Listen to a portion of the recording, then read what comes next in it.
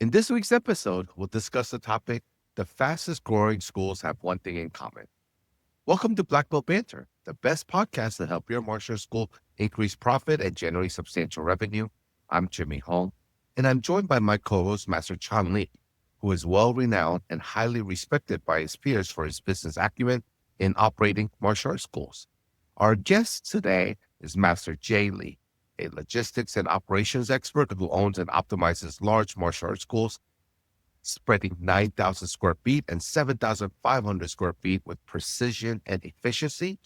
And Master Philip Jeung, a second generation martial artist, 6th-degree Kukkiwon Black Belt, and Fordham University's Gabelli School of Business, combining elite curriculum expertise with world business strategy. Gentlemen, welcome to the show. Let me throw this right over to Master Chan Lee. Welcome, sir. What is this one thing in common that we're supposed to be talking about today, sir? I think the example that you see here is two guys I met 20 or 25 years ago, and at the beginning stages of their career. And I'm also trying to figure out how to grow my operations in schools and so forth and run it better. And I think one thing we all have in common is we have work ethic. We got to work hard. Okay. And that's the type of people I align myself with.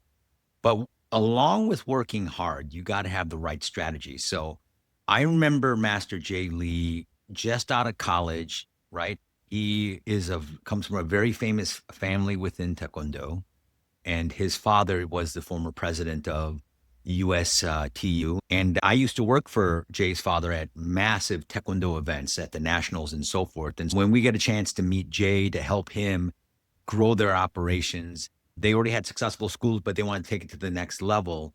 And to see where he's at today and that growth is pretty phenomenal. And then Philip, I don't know if you remember. Do you remember the first time we met? Do you know where? I think it was at our AMS seminar, sir. That's right. It was the AMS conference. And I remember you were like 21, 22. I don't think you've even been to Fordham yet, right? You were still an undergrad, or maybe you just graduated. I just had graduated, and it was one of my first seminars that my father just set me off. He said, go learn something. And I met you there. I'm like, who's this young buck? And he looked at me as one of the old dudes. And we got to talking, and what he's decided, it reminded of me when I just left college and got into this as a career. And also, Philip comes from a very famous family of Taekwondo. His father is the first graduating class of Yongin University in Korea, which is one of the famous universities of Taekwondo. So both pretty heralded guys that came from families that love Taekwondo and comes from a martial art background. We all have a similar background because we all grew up in a Taekwondo school. And to me, the secret is networking. I think because of the fact that you guys were hungry and you networked, and then on top of that, you educated. And I think the third part of that formula is taking massive action. And the amount of action that you guys took in the education that you got just meteorically rose to where you're at. Jay, your school is probably one of the most beautiful schools in the country. I know you don't talk about it, but it looks like a museum. Philip, you guys are on your second commercial building. You guys have built a school and a beautiful facility that also looks like a museum and so forth. And you've got a great following in the cities that you're at. Would you agree with what I just said? The secret to your meteoric rise in the industry from where you guys were 25, 20 years ago to where you are today. And even now, Master Jay, you and your daycare programs and your summer camp programs, you're constantly learning. It's quite remarkable considering where you are today. Because I know you're not the smartest guy in the room. And would you agree with what I said in terms of what has been the secret to your meteoric rise in this industry? That I'm not the smartest guy in the room? Is that the part? I think everybody walking in the room knows that. Not only are you not the smartest guy, but I would say you are the least smartest guy in the room. But anyway. But I think there is that phrase, right? You don't want to be the smartest guy in the room. And I think that's a really critical mindset. I have never heard of that phrase. What? You don't want to be? You don't want to be the smartest guy in the room. You want to go into the room where you have people who are way ahead of you so you can learn from them. So I think that I was very fortunate in that regard. As Master Chan Lee said, I'm lucky that my father was a grandmaster in Taekwondo, so he created a good foundation for me. But when I was in college, I wasn't really sure what I wanted to do. And I majored in history, and I think I majored in history because it didn't require me to do as much work as some of the other majors. And so, So let me get this straight. You were forced to do Taekwondo because you majored in history, because there is no job that you could get majoring in history. well, no, I was So anyway, I considering mean, going let's to be law clear, school. right? Yeah, You no, had no it's options. true. It's You had true. no My options. options were limited. There's no doubt about that. But I was thinking, hey, do I go to law school? And when I went in college, I started coming back in the summertime and I started training back in Taekwondo. And my father said, hey, why don't you go to Korea and start training? So I went a couple summers in Korea. I trained in Gyeonggi University. I went to Yonsei University. No, not Yonsei University. I went to Gyeonggi. I went Hanchedae and some other universities to train. And then after I graduated, my dad's like, "Hey, why don't you come back and do Why not Yongin? Why not? their standards Philip, let's too hear this high." answer. Oh, wow. After I graduated, my dad said, "Hey, why don't you come back and work at the dojang with me?" And I said, "Okay, I'll try." But in my mind, I was like, "Let me maybe study for the LSATs. Let me see how it goes." I just really wasn't sure. And so when I went back and worked with my father, it was a unique time for our schools where my father was very involved with politics and he was traveling still a lot for the Olympic Taekwondo movement. And it was kind of like trial by fire. Like I grew up in the dojang. I was always watching classes, but I never saw the business side of it. And for me, the first time I ever took an information call was my dad was standing right behind me and I had no idea what I was supposed to say. And then after I got off the phone, then he had a lot of things to tell me. So my education was just kind of like trial by fire. I was just thrown into it. And then my father said, hey, I have one of my friends. He has a son who operates a really successful school in Southern California. I'm going to send you out there. And that person that was sent out to was Master Jimmy Hong. And I remember him picking me up. He was in this convertible and we picked me up in the airport. And then he really took me under his wing and showed me a lot about how to run a martial arts school. But he had systems in place to help educate me on how to really take the business from just us running the school to having employees and having better systems involved. And so by meeting Master Hong, he really helped me feel comfortable. And then he introduced me to you, Master Chan Lee, Master Daehun Lee, Master Chung Park. And that really helped me take it to the next level because I got to learn from people who are out there in the field doing it.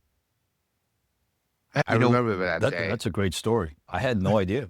I had no idea what all these, that Master Jimmy Hong was your first big school that you went to go see and learn the systems. This is all new to me. Wow. Yeah, it's shocking that I'm actually doing well because that was the first one I saw. You know what I mean? It's like, I remember that day so clearly because that was the first time I met Master Jay Lee, and it was just, it was so great.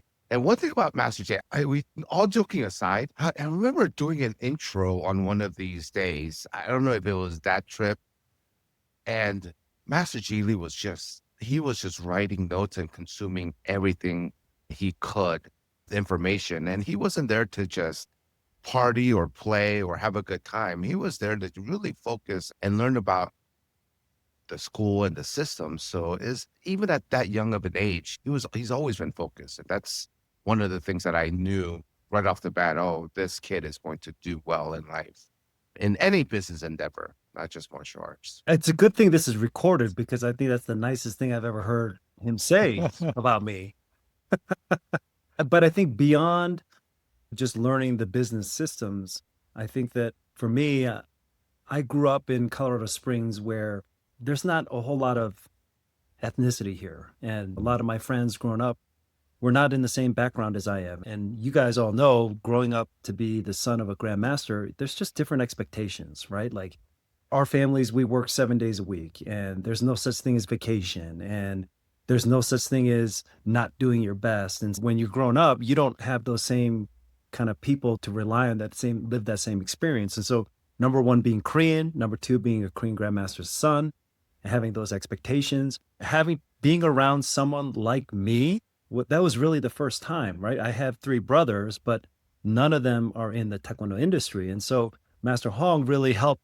Speaking of your brothers, Yeah, right? yes, Your father, your family, your mom, they produced some really big winners. Your oldest brother graduated what undergrad? When my mom was pregnant with my son, or with my oldest brother, my father said... That would be really weird, but anyway. So when my mom was pregnant with my oldest brother, my dad said to everybody, he said, my son is going to go to Harvard before he was ever born. And so my oldest brother ultimately did end up going to Harvard. He took a different career path. He was going to try to become an actor after he had graduated from Harvard. And then he went on to go to law school at Columbia Law School. He was the editor-in-chief of the Law Review. And then he's now director at the Treasury Department in Washington, D.C. And so my oldest brother really set the bar for us with education.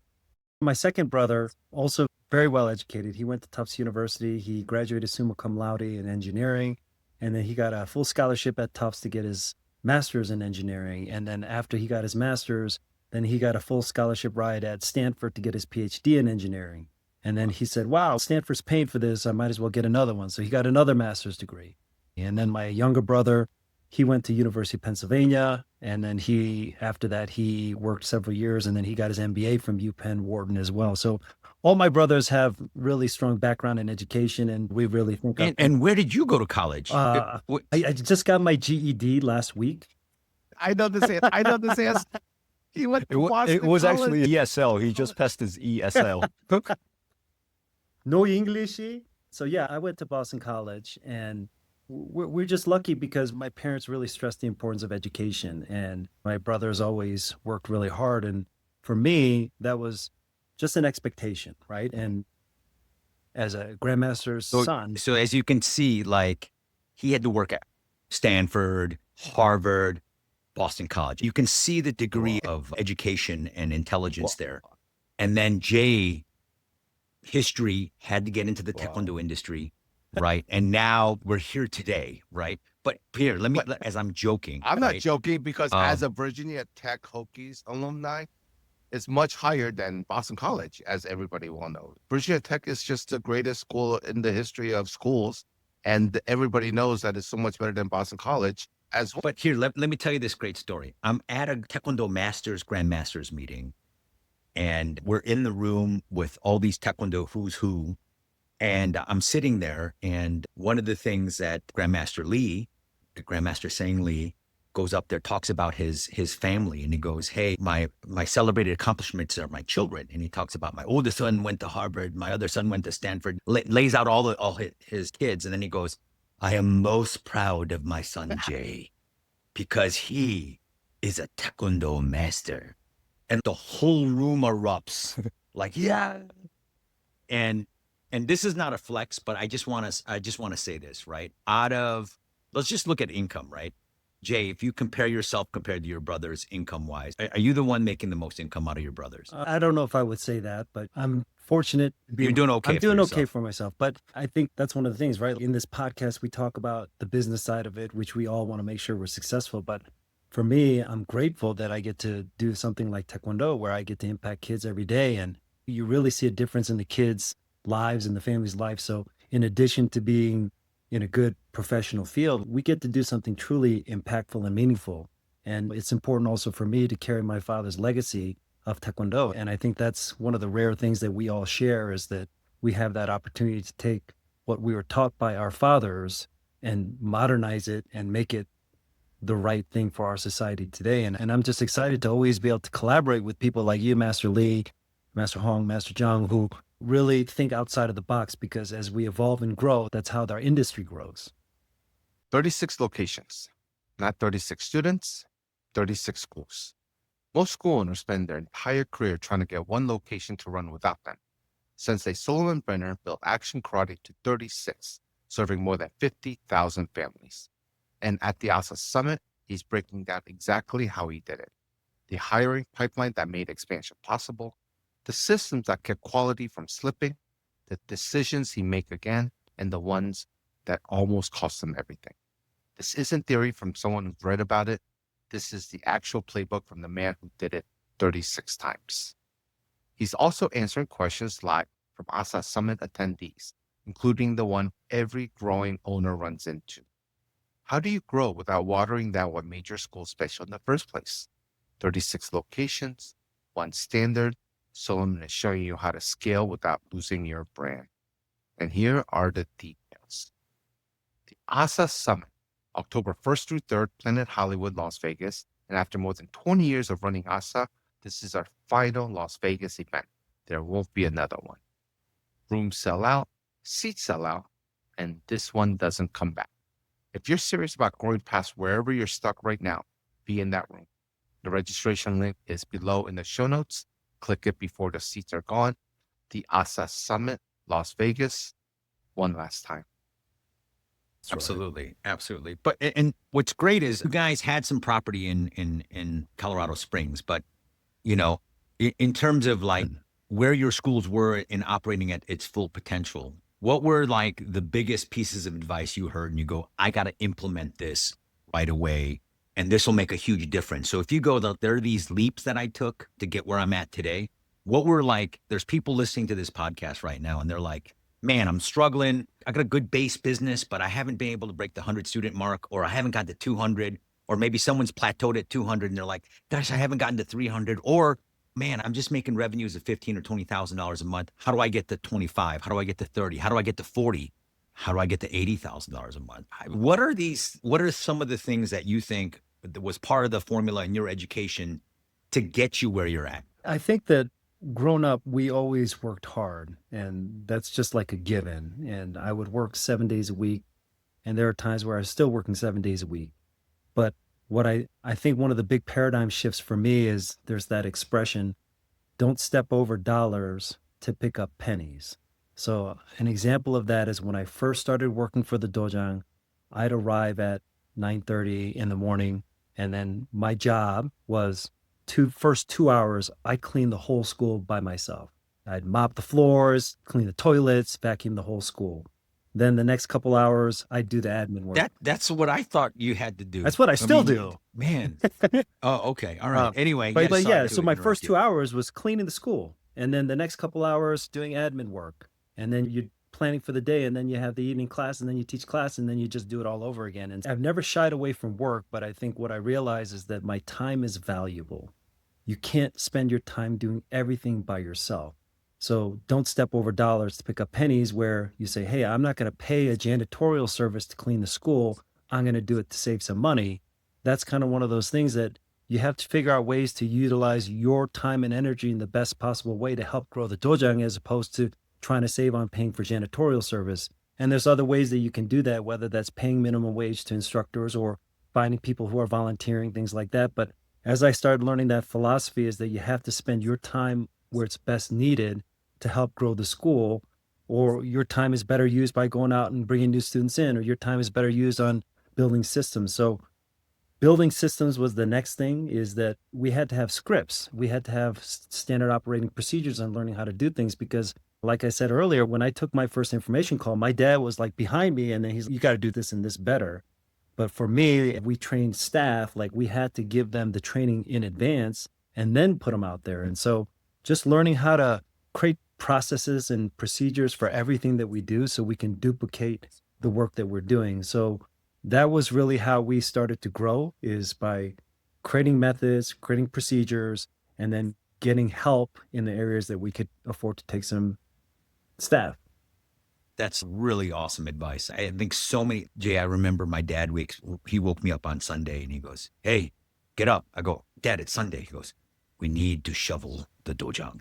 I go, get a plow service. He goes, no, we can do it. Literally, him and I were shoveling the whole parking lot. And I was like, oh my God, this generation that was before us, that's just the way they did things. You know what I mean?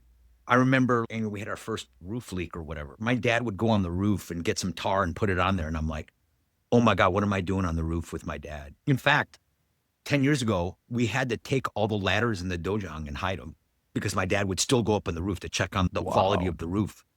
So it's just part of that generation, and I get it. And I think that's a really strong message. Do not step over dollars to pick up pennies. And a lot of school owners do that. And your biggest time that you can spend to grow your Dojang is get new students, right? And the second thing is keep new students, right? That's the name of the game. Get new students, keep your students, and making sure your policies and your procedures are always working on that. You know, that's really great advice, sir. Really awesome.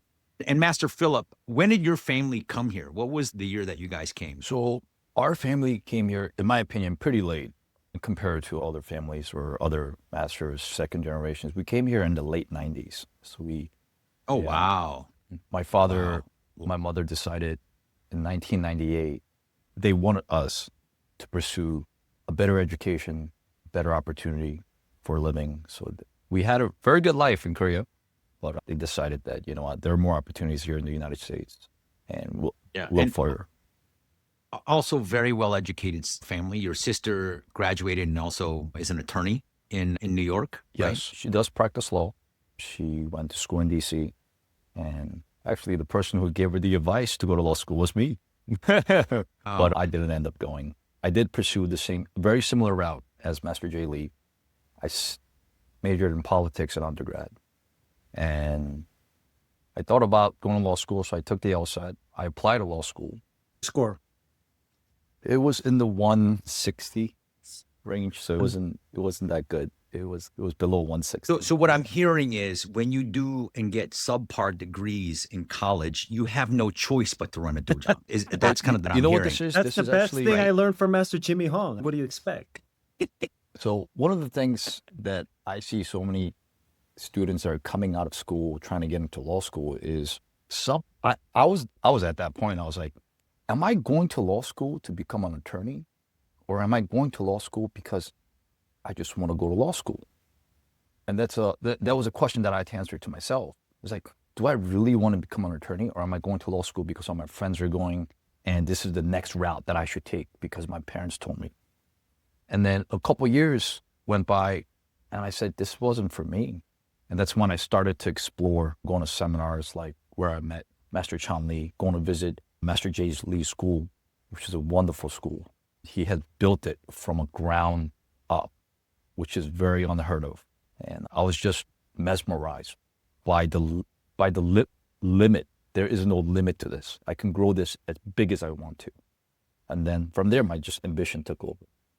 Same question. If I said there is some great magic, like what was the great first advice that kind of changed your business or mindset shift? What was something that you guys did? Like I said, you guys started late in the game, right? You came to the country, limited English skills, right? You know, for me, when I looked at yourself and when I looked at Master J. Lee and Master Jimmy Hong, Master Tony Chang, I saw myself, oh, wow, I'm so far behind. They already have multiple properties. They're already running multiple locations. The first thing that I had to tell myself is, don't measure your life with someone else's ruler. They might have gotten there faster. Sometimes it's not speed that will get you there faster. It's choosing the right direction. Now, how do you choose the right direction? With good mentorship and advice, right?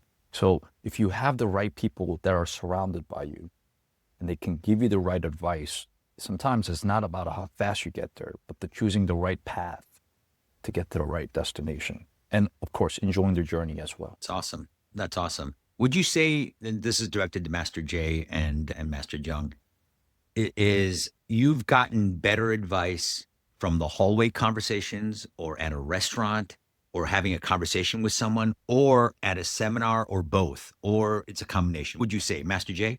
I think it depends on the seminar, right? And this is no knock on any seminars, but some seminars that I had traveled to, you know, that there's only sharing a little bit, and then they're going to say, hey, by the way, if you want to learn more, buy this product.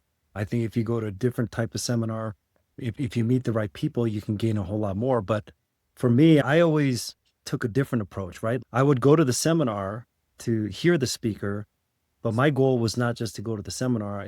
My goal is to meet the speaker and then go visit their operations, which is what happened with you, Master Chan Lee, is that within the first comma, after we went to comma, like I was able to get a relationship with you, and then I went out and visited your school. And so I think understanding that we often get stuck on a day-to-day basis inside of our own martial arts school and our own community, and we think that this is it.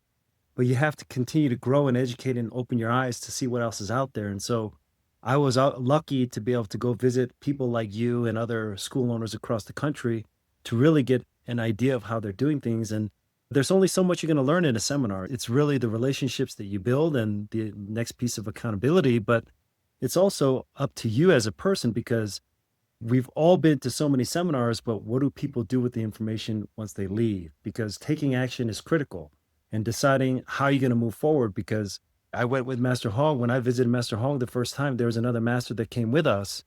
And like I continued to educate, and I don't know how he continued to educate, but I took it upon myself to take it to the next step and really go out and meet people and travel and learn a lot from other people. That's so 100% true.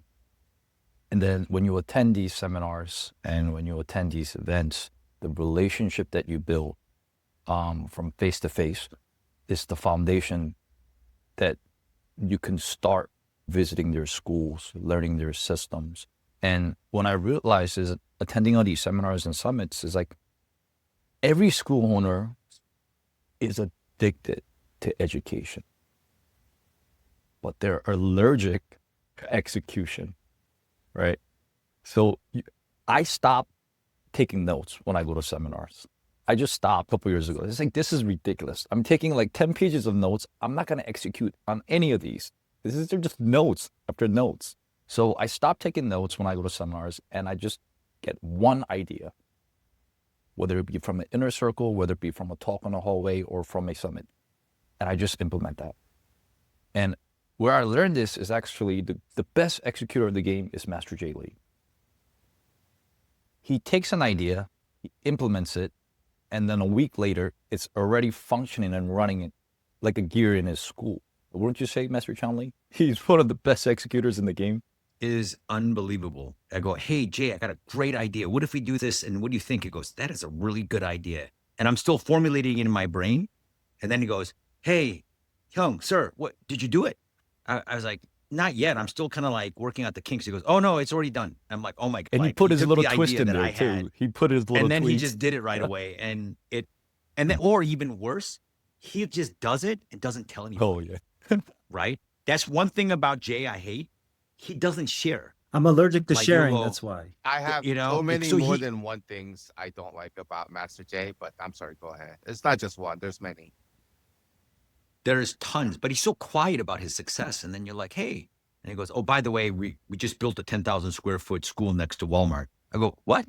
Huh? When did you purchase the property? I had no idea. Wow. It just one of those things where the kid is a quiet monster, but he's not a braggart. He's not a braggart. Can I add and- that all this networking and learning is very obvious, but it's just not about starting off anymore. It's not just about masters and school owners that are beginning in their stages of operating martial arts school. It's these established schools that have been around for many years that constantly needs to learn and evolve because especially now in this day and age, the marketplace in our industry is constantly changing.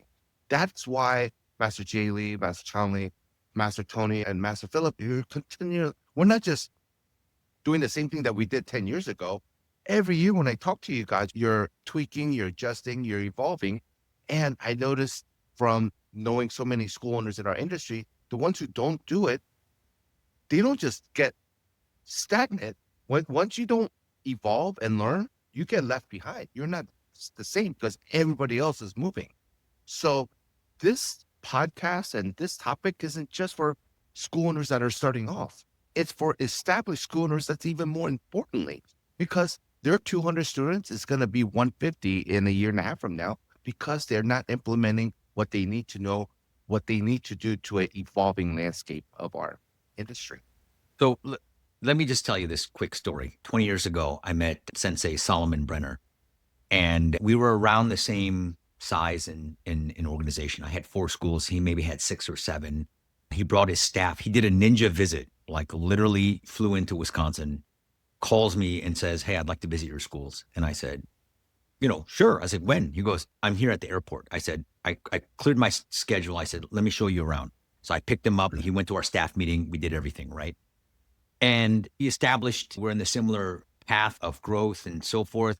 And then he's in the karate world. I'm in the taekwondo world. I got busy with getting married, having kids, growing my family. I grew to 1 or 2 more locations. And I just forgot about Master Brenner because we just are in different social circles. And then I reconnected with him and, hey, what are you up to? 15, 20 years later. Hey, what have you been up to? He goes, yeah, I got 36 schools. How about you? And I went, I've got 6. And he goes, oh, okay. And how many buildings do you own? I have 3. How about you? I have 18. And I went, wait, in that same time frame, where you choose to focus your time is where you will grow. And I got the opportunity 2 weeks ago to go to Philly, not to just visit him, but my daughter had a lacrosse tournament there. So I said, let me double do a visit. And he returned the favor, spent 3 days with me, and I became inspired. He is doing a lot of steps different than where I am at. And I went and said, you know what? I think I can open another 3 to 5. There are some ideas there, or there's a way to kind of making me more efficient. Now, if I came with the mindset of complacency and go, yeah, I'm happy with where I'm at, whatever, and so forth, then you shouldn't go to seminars. You shouldn't educate yourself. But being inspired, even I've been doing this for a long time, I came away inspired because of the fact that he changed so many more lives than I have doing martial arts. And Master Hong, you're right. You've got to you can't just have this I've arrived mindset. As they always say, getting there, right, is easy. What's difficult is staying there, right? Look at the Denver Broncos. They haven't won a Super Bowl in so long, right?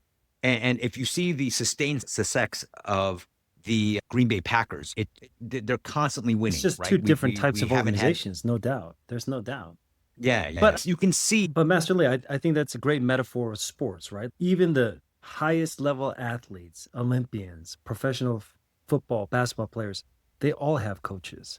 And a lot of times I think people have the mentalities that hey, once I get to this level, I'm good. But the most successful people that I've seen, once they get that level, they're spending more money on education, more money on coaching to help take their things to the next level. So I think that mentality is so critical. I've spoken with people, I say, hey, why don't you come to the SA seminar? They're like, what am I going to learn there? And I think that you're exactly right, Master Lee. If you have that mentality, you're not going to get anything out of coming to a seminar or going to visit somebody else's school. But if you're like Master Philip and you have this ambition that you want to gain everything that you can and take it to the next level, you should absolutely be going out there and learning more.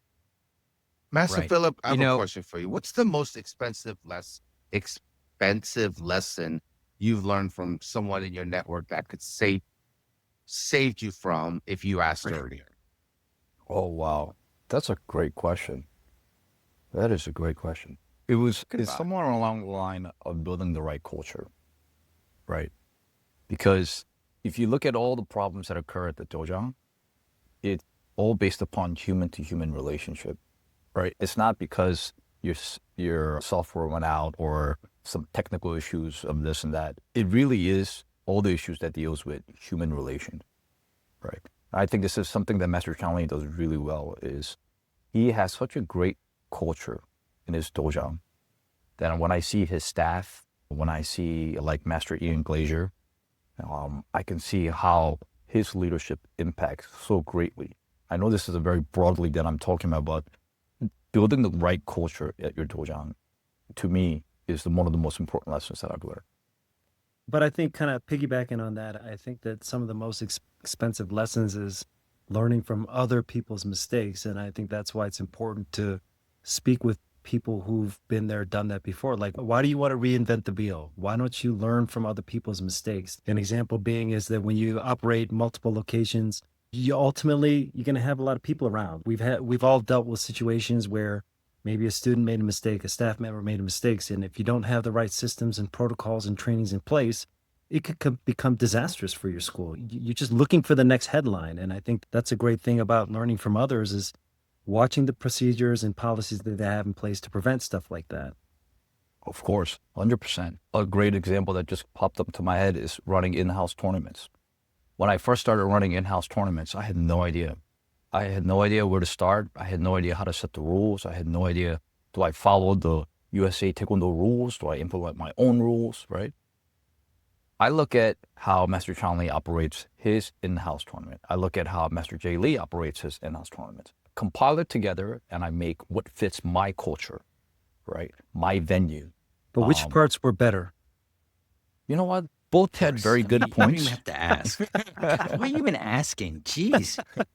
Both had very good points, Boston College.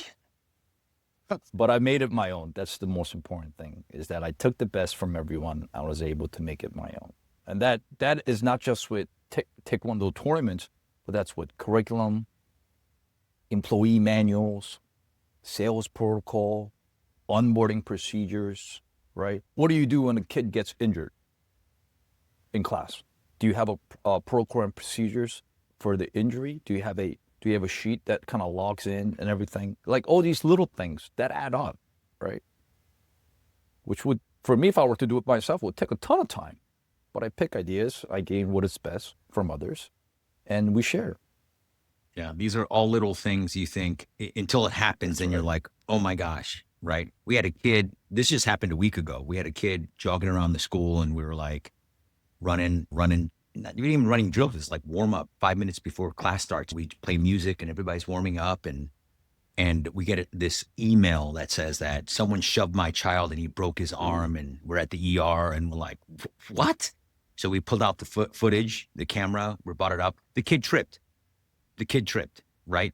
And saved of headaches and so forth. And everything kind of worked out, but just little things like that within your school, you just don't know. Just the weirdness of our current climate in the world and things like that really make a big difference. Couple things I also want to talk about too is you guys were already an established school, and then you were able to piggyback off of what your fathers have done, and you've got into this next level, right? And then now, Jay, you're getting to that age, you're succession planning, what you've learned about taking over from your father, and now looking forward, because now we have seniors that have slowly have gone on to the retirement side and so forth. What would be some key things that there, like how would you develop a successor? What's your exit strategy? What's your kind of idea in terms of getting there and so forth? I think that we spend a lot of time talking about the business side of things, and I think that's often what's lacking in our education system right now is the human interrelation and communication skills. So I'll give an example. When I first came back from college and I started learning things from Master Hong and other things, and I wanted to implement them at the Dojang, and I went to my father and I said, hey, we should be doing X, Y, Z. And I realized that even if I was right, the way that I communicated that was wrong. And I think that people often forget that when whether you're trying to take over a school or you're trying to communicate that to a supervisor or a boss, is that you have to present it in a respectful way, in a way that people can receive it. And I think that's what's lacking in our education, is that people need to learn how to communicate effectively with others.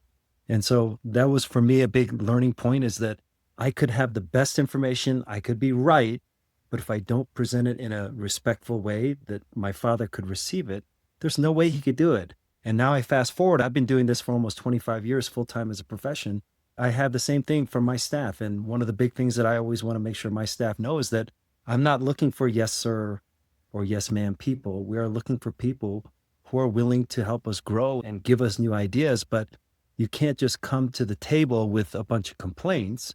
You have to come to the table with some solutions and some facts that will help drive those decisions. And so for me, it's how do you communicate with my father at the time? And then now I look down at my staff who are helping me grow the school, that I want to make sure that they're very mindful of how they present it to me. And then I look at my son, and ultimately I'd like my son to get involved with the Dojang, but he's years away from that. And so for me, it's trying to cultivate the right environment. And then I was lucky in the regard that my father always taught us to be a landlord. We've always owned our real estate, except for one location that we opened. And so my succession plan is to be able to grow where I can have our staff take over locations. We can be the landlord and help them continue to grow. So it's always about trying to help create an environment where staff have the ability to grow if they choose to. Master Jay, can I ask you a question on that? Yes, your staff have to communicate with you in a certain way, but do you have, now that staff are younger and different generation, do you have to communicate differently to your staff? Or are you just owner, master telling their staff what to do? How does that work? I think it's definitely, it goes to that whole topic we talked about, learning how to evolve and adapt. And I think that the way we communicate with our staff in this generation is far different than it was 15, 20 years ago. I think that people's goals and mentalities are a little bit different than they were. And I think one of the mistakes that people make is that you can't expect people to be like you. We're used to working 7 days a week because that's what our parents taught us. And I just think that's going to be very rare to find in this society. They said that COVID was the big resignation. People choose lifestyle over finances, and they want to make sure they're not missing out on enjoying life. And that's factored into how we've operated our school, is that we try to look at, can we still have the same production of our school and same experience with doing less? And we started to eliminate more events, and we've looked at reducing hours that our staff have to work. And I see a lot of successful schools are starting to operate 5 days a week rather than 6 days a week. So I definitely think that understanding what people's goals are, communicating what they want is really critical. My advice that I can give is, for me, it was always about taking care of my parents first, because I know if it wasn't for them, I would not be doing Taekwondo or even be here in this country. So my father, he doesn't have a 401k. He ran a brick and mortar 1,500 square foot dojang. He doesn't have a retirement plan. So my thing was, let me take care of my parents. And how do I do that? Same answer as Master J. Lee, real estate. Right. Let's own all the properties that our dojang operates in. Right. So we invested heavily into owning our own property. Right. And that side, as a tenant to my parents, I can at least pay them rent, right? Take care of them, right? And as the business grows and expands, like Master J. Lee said, give my staff the opportunity to operate the dojang, and for me as a owner, tenant, to take care of the property, right? So in my opinion, all small business at the end of the day is real estate. All right. You can run a coffee shop, you can run a Taekwondo school, or you can even run a nail salon. At the end of the day, it's always for me, in my opinion, an advantage when you can own your own property. So if anyone was thinking about it, I'll say that's the steps that you want to take. And I think, speaking of real estate, Master Hong we got to do another podcast with Master Hong. He's just created a real estate empire. I think, Master Hong, you're going to speak on at this year's ASA, right? Yes, I will be there. ASA Summit. For our audience who doesn't know what we're referring to, ASA Summit is where we meet once a year. And I will be speaking. What's the topic am I going to be speaking about, Master J. Lee? I have no idea. You're going to be How to run a podcast ineffectively. I think your topic, Master Hong, is going to... Worst guests and worst host ever. How to use ChatGPT for your intros in any podcast that you create.